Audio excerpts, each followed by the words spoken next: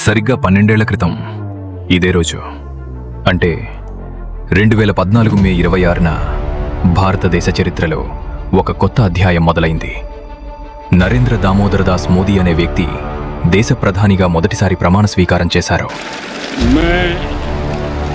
నరేంద్ర దామోదర్ దాస్ మోదీ 2014లో మొదలైన మోదీ గారి పాలన కేవలం నినాదాలకే పరిమితం కాలేదు. దేశంలో ఎన్నో విప్లవాత్మక మార్పులకు శ్రీకారం చుట్టింది.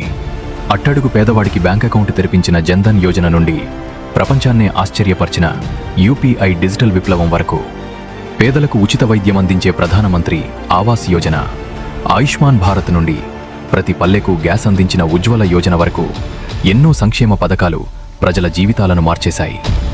దేశవ్యాప్తంగా బుల్లెట్ వేగంతో దూసుకుపోతున్న వందే భారత్ రైలు, సరిహద్దుల్లో ఆర్టికల్ 370 రద్దు, మేక్ ఇన్ ఇండియా ద్వారా భారతదేశంలోనే యుద్ధ విమానాలు, సబ్మెరైన్లు తయారు చేస్తూ రక్షణ రంగ ఎగుమతుల్లో రికార్డు సృష్టించారు.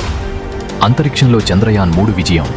ఇలా గత 12 ఏళ్లలో భారతదేశాన్ని ప్రపంచ దేశాల ముందు ఒక శక్తివంతమైన దేశంగా పెట్టడంలో ఈ డెవలప్మెంట్స్ ఎంతో కీలక పాత్ర పోషించాయి. 2014లో మొదలైన ఈ ప్రయాణం నేటికీ విజయవంతంగా కొనసాగుతోంది. మరి నరేంద్ర మోదీ గారి పరిపాలనపై మీ అభిప్రాయాన్ని కింద కామెంట్స్ రూపంలో తెలియజేయండి.